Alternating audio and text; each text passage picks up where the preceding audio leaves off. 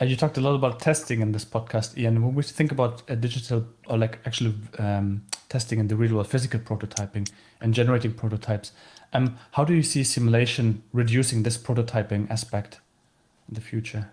Well, I kind of talked a little bit about the old school way of engineering, which was design something, build it, break it, figure out why it broke, go back to the drawing board, build it again, and keep iterating on that physical prototyping process. And that's hugely time consuming, hugely expensive. It's risky.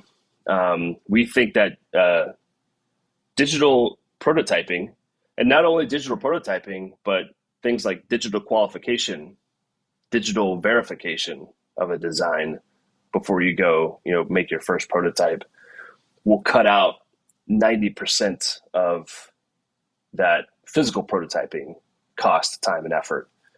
And that's not just me saying that. You can go read some white papers from some of our partners like Philips Medical that, they say they used to have this sort of physical prototyping process.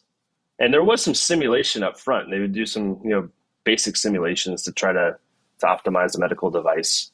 But then ultimately, the quote unquote real engineers would take over and they'd start this physical prototyping process. They switched to a digital prototyping process and they cut out something like 90% of the cost, time, and risk from their product development cycles. So I think we'll see that more and more. And I also think that in new emerging areas, you won't be able to design products without simulation.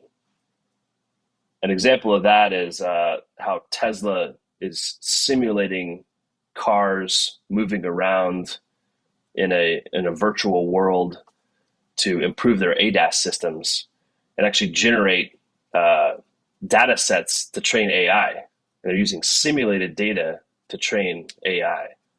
And that's a really exciting new capability. I think it's funny that you mentioned Tesla because earlier in the podcast you said that all the engineers that are building those simulations or performing simulations in OnScale, they actually train your AI in the background, which is kind of like the Tesla field, which is collecting data and improving Yeah. the algorithm. So Yeah. you have your fleet of engineers all around the world using OnScale and actually improving the AI, which is super cool.